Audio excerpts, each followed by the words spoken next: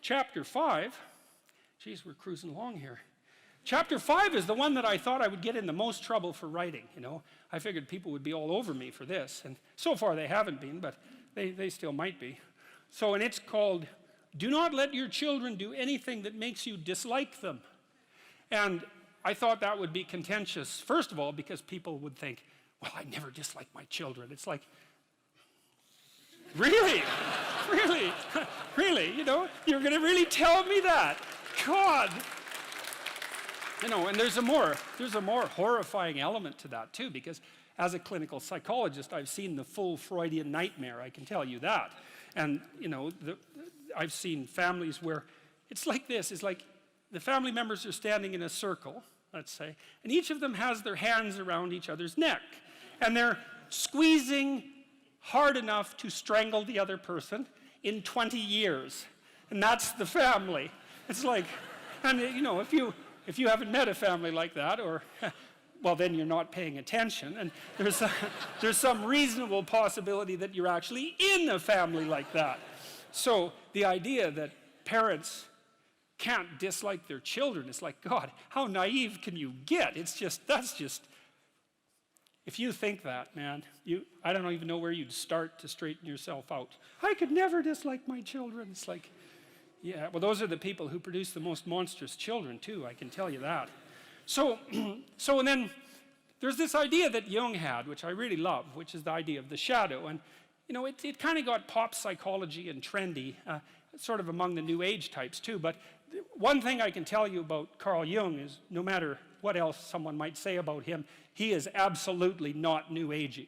If you read Carl Jung and you understand him and you're not terrified right to the depths of your soul, you haven't understood a damn thing you've read.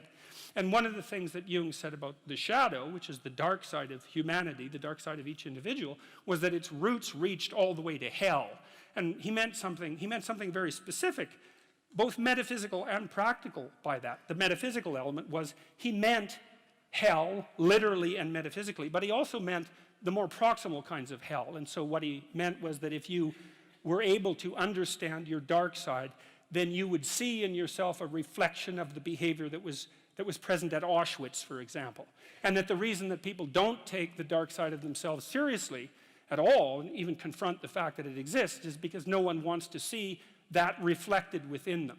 And no wonder. Like, it's absolutely no wonder. Jung also believed that that confrontation with the shadow was an inevitable barrier to enlightenment, that there was no, you know, Joseph Campbell, who is a popularizer of Jung to some degree, has become well known for saying, follow your bliss. And you know, Campbell learned virtually everything he knew from Jung, but Jung, that isn't what Jung said at all. He said, pursue what's meaningful and you'll encounter that which you least want to encounter. And that's the dragon, right? That's the dragon that hoards gold, for example. And the dragon is also something that lives inside you, and it's not something that you take the encounter with lightly. There are very old stories about this. There's this Egyptian story about the god Horus, who was the Egyptian savior in some sense, and when he encountered evil, even though he was a god, he lost an eye in the battle. And so that's the famous Egyptian eye, you know, that everyone still knows about. That's the eye of Horus that was torn out by Seth, who's the precursor to Satan. And so it's no joke, that. It's no joke. Back to children. See, I kind of knew this when I had my kids. I'd already undergone that to some degree and understood what it meant to be a bad person, a terrible person. And one of the things I knew was that manifested itself in families all the time. Tyrannical father, overprotective mother, more rarely overprotective mother, overprotective father, tyrannical mother. It's usually the other way around. And the terrible pathological familial drama that Freud made much of in the early 20th century. I'd seen that in many, many situations. Dismal, brutal, awful. And I've seen parents punish their children. And you can also take a page from Nietzsche if you really want to punish your children, or anyone else if you have someone you're interested in punishing, including yourself. You don't ever punish someone you really want to punish for doing something wrong, because that's actually a bit of a relief to them. You know, that's the theme of Dostoevsky's Crime and Punishment. The murderer gets away with it, and it's a relief to him when he gets caught. It's like, no, if you really want to punish someone, you wait till they do something good, and then you punish them.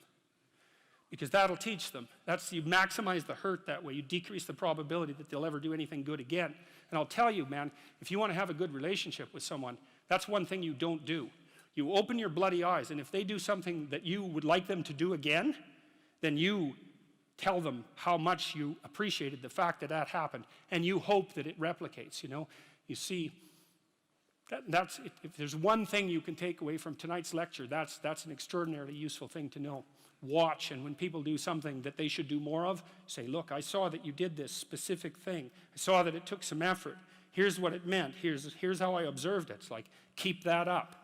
And man, if you love someone, you do that to them. That's encouragement. That's such a great thing. So anyways, back to children. So I already knew that I was a pretty decent monster by the time I had kids. And I thought, well, my kid's little, you know, like a baby or 2-year-olds. Like, I'm a horrible monster. And so there's an uneven power problem here. I better not let that child do anything that really makes me angry. You know, now and then you hear about something horrible that happens. When I was in Boston years ago, I read about a woman who'd plunged her 2-year-old daughter's arms into boiling water. You think, well, how in the world can that happen? It's like, well, you know, she's probably hungover. She probably just lost her job. She was probably desperate in 6 different ways. She probably didn't have any decent disciplinary strategies for children. She probably didn't have anyone helping her. She was bitter and resentful and angry, and the child misbehaved at exactly the wrong moment. And like, you're going to be around your children a lot, and so you might want to have it so that they don't misbehave at exactly the wrong moment, because all hell can break loose if they can, and I didn't want that to happen. And I knew that it was easy for people to hate their children, even though they mouth the words that they love them all the time. I saw very little evidence of that in many situations. And so one of the things, you know, you have a natural affinity for children, and even maybe a more powerful natural affinity for your own children, so that's a good start. But you don't want to set them up as an enemy against you. You don't want to allow them to engage in the kind of hierarchical challenge that makes you irritable and resentful. That's not a good idea. And if the things they do make you dislike them, the probability that they will make other people dislike them is extraordinarily high. And so you can consult your own irritability. And you can say, look, kid, I used to tell my kids this, you know, when they were 3 or 4. I'd say, look, I'm not in a very good mood, and I'm likely to be unreasonable, so it'd be best if you'd go in your room and play for a while. It's like, I like you, man, you're a great kid, but like, get the hell out of here for a while. You know, and they were fine with that. We'd trained them already at that point to be able to go play by themselves in their room, you know, which is something a kid should be able to do anyways. But you need to know what sort of monster you are if you're going to be a good parent. And if you think, oh, I'm not a monster, it's like, oh, yes, you are. You're just an unbelievably unconscious monster, and that's actually the worst kind. So, and then the other thing about that chapter is there's an idea in it, and it's an idea that I think is well supported by the relevant literature, which is that your fundamental job as a parent, especially of a child from 0 to 4, is to make that child eminently desirable socially. So you're a successful parent if, when your child is 4, all sorts of other children want to play with him or her.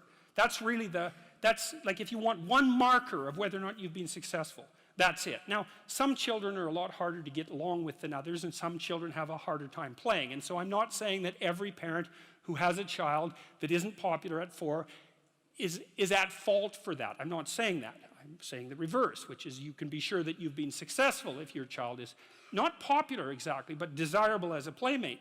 And so then you think, well, what have you done for your child? Well, you've opened up the entire world of children to them. So because they know how to play, which is a very deep knowledge, and it starts to become inculcated probably at the breast, and certainly in the course of rough and tumble play at about 2 years of age. It's a deep embodied knowledge. They know how to play, like a good well-trained dog knows how to play. You know, you meet a new dog and you go like this, and the dog goes like this. You think, oh, that dog, I can go like this and it won't bite me, right? It knows how to play. And a kid who's awake and alert is just like that, like a well-socialized kid. If you know anything about kids, is you can take a 4-year-old and make a little play gesture at them, and they'll smile right away and start playing just right now. And that's what you want for your kids. And then everywhere they go, other kids like them and will include them in their play, and play is the way that children develop. And so if other children include them in their play, then the children develop. And the poor kids that don't get befriended at the age of 4, the literature on this is crystal clear. If your child is an outcast at the age of 4, the probability that anything can be done about that is almost zero, no matter what you do. And I hate to be so blunt about that, but I know the literature, and that's what the literature suggests. And then the other thing is, if you don't allow your children to engage in dislikable behavior, then adults will like them, because adults actually like kids. You know, one of the things I loved about having little kids in Montreal, I lived in a poor area in Montreal. There's a lot of rough guys around there, and we used to roll our daughter around in a stroller, and these rough guys, you know, like, God only knows what they were up to. They were rough-looking guys. You know, we'd roll our daughter by them, and they'd like smile, and they'd crouch down and make little goo faces, and, you know, they were, I tell you, one of the great things about having little kids is they bring out the best in other people. You see a whole side of humanity, even among the darker parts of humanity. You see a whole side of them that you wouldn't normally see, and it's lovely. And the thing is, if you're good to your kid in the real way, you can help them maintain that tremendous attractiveness that they have as young children, and to respond to adults properly, like a puppy that wags its tail instead of growls and, you know, goes for your ankle. And then wherever they go, adults welcome them and teach them things and pat them on the head and smile at them genuinely, instead of saying, oh my God, here comes that couple with that goddamn brat again. You know, which is that's a horrible thing to do to a child, because then everywhere they go, all the goodwill is false. You know, there's nothing that you can do to someone that's more terrible than to put them in a world where all the goodwill directed towards them is false. That's a terrible thing. So anyways, that's chapter 5.